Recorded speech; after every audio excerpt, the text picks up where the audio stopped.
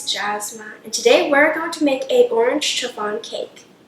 This cake is super soft, spongy, and also very fluffy, and it's great if you don't want something that's really dense or sweet. The cake is great on its own, but we're going to pair it with some whipped cream today, just makes it so much better.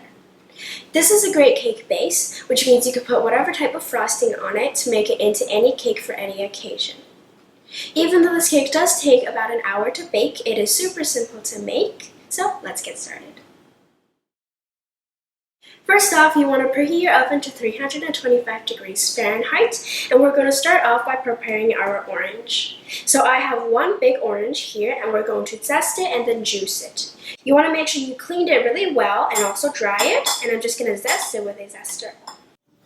You want to keep rotating the orange, and make sure you don't go in too deep because the whiter part is quite bitter, and you don't exactly want that in your cake. For the juicing, you want to roll the orange around on a clean surface until it's nice and soft, and this is going to help it a lot easier for the juices to come out. Alright, now we're just going to cut this in half and juice it. I'm going to be using a juicer, and one last thing I like to do is to poke the orange with a fork, and again this will help more juice come out. Alright, now we're just going to juice it. Depending on how big the orange is, you might need more than an orange. Again, we need 100 grams of the juice. Now I have a scale and I'm just going to weigh out 100 grams. Now I'm going to separate the egg yolks from the egg whites, and it is very important that you don't have any liquid on your hands, on the shell, or in the bowl, because if you get any liquid or grease into the egg whites, there's a chance that it's not going to whip up, and then your cake won't be as fluffy or as spongy. Now we're going to make the batter. Starting off, I'm going to add in the sugar. Now there are 2 parts of sugar in this recipe. The one with 80 grams is going into the meringue, and the 20 grams is going into the batter. So I'm going to add the sugar into the batter, give it a quick mix, and then add in the oil, orange juice, and the orange zest. For the orange zest, you could add all of it, but I'm just going to measure out a tablespoon of it and mix it until it's all combined. Now I'm going to sift in the all-purpose flour. This gets rid of any lumps and also add a little more air into the mixture. We're going to add in the salt and the baking powder. And we're just going to mix that through. I like to start off using a spatula just to kind of fold it in. You can see most of the dry ingredients are mixed through, so I'm going to switch over to a whisk and mix until completely smooth. I'm just going back in with a spatula to make sure there are no ingredients caught on the sides or the bottom of the bowl. Alright, now we can go and make the meringue. For the meringue, you want to make sure you clean all of your equipment thoroughly, because again, you don't want any liquid or grease going into your egg whites or it might not whip up. It is very important that these do whip up because this is what's going to give your cake lift, and it's what's going to make it spongy and very fluffy. I'm going to be using my stand mixer today, but again, you could always use your hand mixer, but I do not suggest you doing this by hand because it's going to take you a very long time. I'm going to pour my egg whites into the stand mixer bowl, and using the whisk attachment, I'm going to start whisking it until it's nice and frothy. Alright, you can see that it has grown volume by a lot. The bigger bubbles has popped, so now I'm going to add in 1/3 of the white sugar. It is important that you don't add it in all in one stage. I'm going to keep whisking. I'm going to add in the second stage. Keep mixing until soft peaks form. You can see soft peaks has formed, so we're going to add in our last bit of sugar. And just keep mixing on high until stiff peaks form. See if stiff peaks has formed. Just lift up your whisk. You can see it can hold a nice and stiff peak. It doesn't bend over. If it does, that would be soft peaks and you need to whisk it a little bit more. You should also be able to flip the bowl over, and nothing should come tipping out. That means it is ready. You also want to make sure that your oven has been preheated by now, because as soon as we mix this into the batter and pour it into the mold, it needs to go straight into the oven or else the bubbles might pop and it won't be as fluffy. I'm going to add a little bit of the meringue, and I'm just going to really quickly fold it in, and don't worry too much about this deflating because this is just to lighten up the batter so it would mix in with the rest of the meringue easier. You see the fold go around the bowl and press down the center, and just keep repeating that. And you can rotate the bowl if you want to, just until there are no more big lumps of meringue visible. Alright, once that's all mixed through, we're going to pour the rest of the batter back into the meringue and mix it until it is all completely combined. You want to make sure you're folding nice and gently. We're just going to start folding.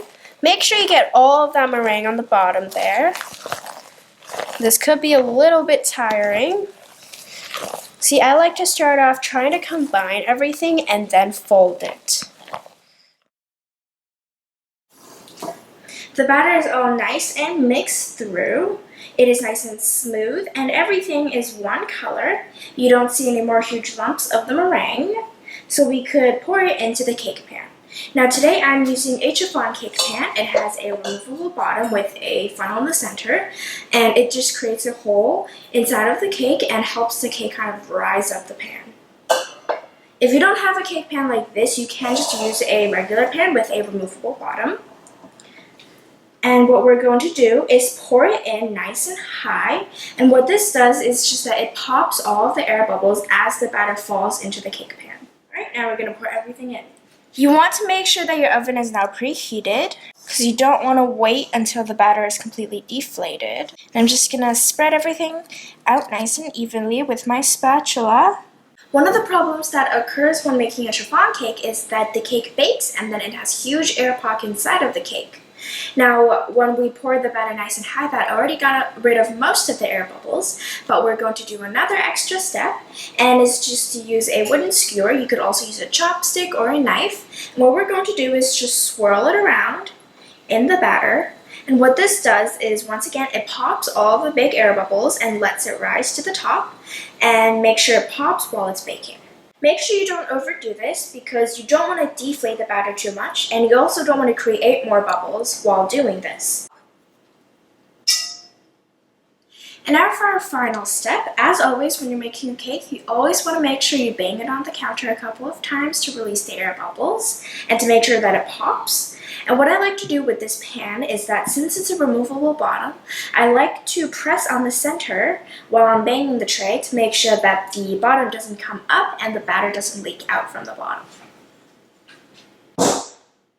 Don't overdo this because you don't want to, again, deflate the cake too much. And I like just to wiggle the pan around a little bit to smooth out the top. My cake is baked in the oven at 325 degrees Fahrenheit for 45 minutes. You can see it is nice and golden brown on top. And I tested it by inserting a toothpick into the center. It came out clean. That means it is cooked completely. Now what you want to do is flip this over as soon as it comes out of the oven for it to cool down. And what this does is just that it stops the cake from collapsing too much as it's cooling, because usually chiffon cake would fall a little bit as it's cooling. If it still collapses too much even after you flipped it over, that means you might have underbaked your cake a little bit, so you'll have to put it back into the oven. If you don't have a cooling rack, you could also just use a cup. You want to flip it over. And this would only work if you're using a chiffon cake pan with the funnel in the center. Just place it right onto the cup and let it cool completely that way. You want to make sure that you leave it to cool while air could still enter from the bottom so that the hot air can escape from the cake, or else the water vapor will get trapped inside of the cake pan and create moisture, which is going to make the cake a lot soggier, which you don't want. You can also buy chiffon cake pans that has those little kind of stands on the bottom of the cake pan, so you could do this without a cooling rack or a cup. I'm just going to leave it on the cooling rack for it to cool completely, and then we can decorate it. The cake is cooled completely. It's enough to touch without burning myself. And I'm just going to remove it from the cake pan now using an offset spatula. You could also use a butter knife. Run the offset spatula around the cake pan so it loosens. And also release it from the center. And now what we're going to do is just flip the pan right over. And the cake should just come right out. What I like to do now is just to brush off the extra crumbs on the sides of the cake, so this doesn't get in the way of decorating later on. And finally, we're going to loosen the cake from the bottom of the cake pan. Just slide your spatula or butter knife around the bottom. And finally, just flip it right over. And the cake should just come right out. Now you totally don't have to do this if you don't want to, but I am going to be piping our cream on top and I don't want my frosting to look crumbly, so I'm going to brush off the extra crumbs. Okay. You can see I made another cake here just to show you how spongy and soft it really is. And you can see there are no huge air pockets inside of it because of all the steps that we did to prevent it. The cake is now ready. You could eat it the way that it is, but I am going to take it one step further and decorate the top with some whipped cream, fresh mint leaves, and orange slices. So first I'm going to prepare the orange.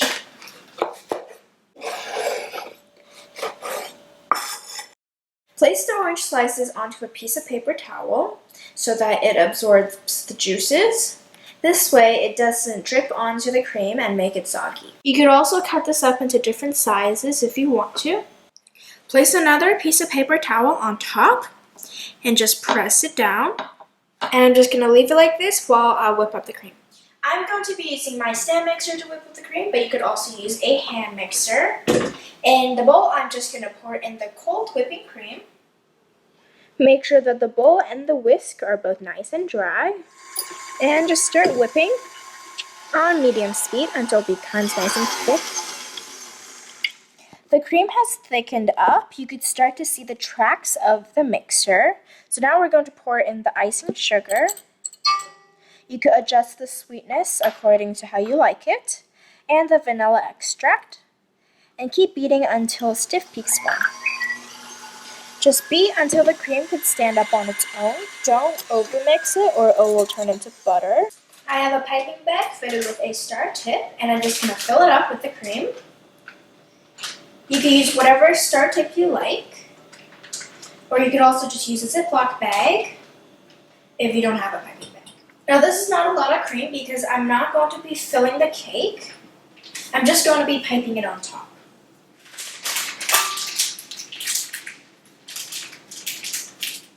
The cream is now ready, so you can pipe it onto the cake however you like. I'm just going to do a little bit of a design.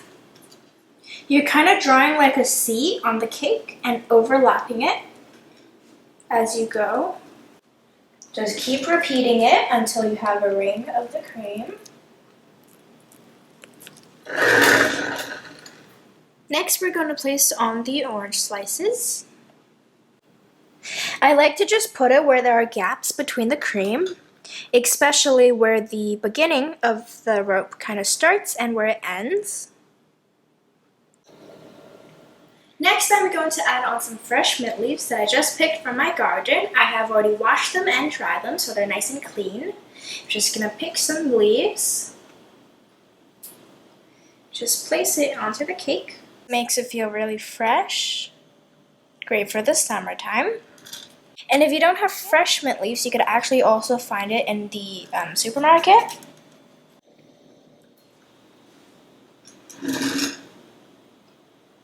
That's how you make an orange chiffon cake. You can see this is looking very pretty, and it would be perfect for the summertime because the mint and the orange really makes it look nice and fresh. It'd be great for you to bring it to a get-together or a party that you're going to. This cake is delicious. It is really spongy and moist, and it's full of orange flavor. You could decorate the chiffon cake however you like. It's kind of just like a base recipe, so you could do whatever you like to it. I really hope you could try this out. Thanks for watching, and see you guys next time. Bye! Slightly sweeter whipped cream today, and that just makes it so much better. And then add in the oil, orange juice, and lemon zest.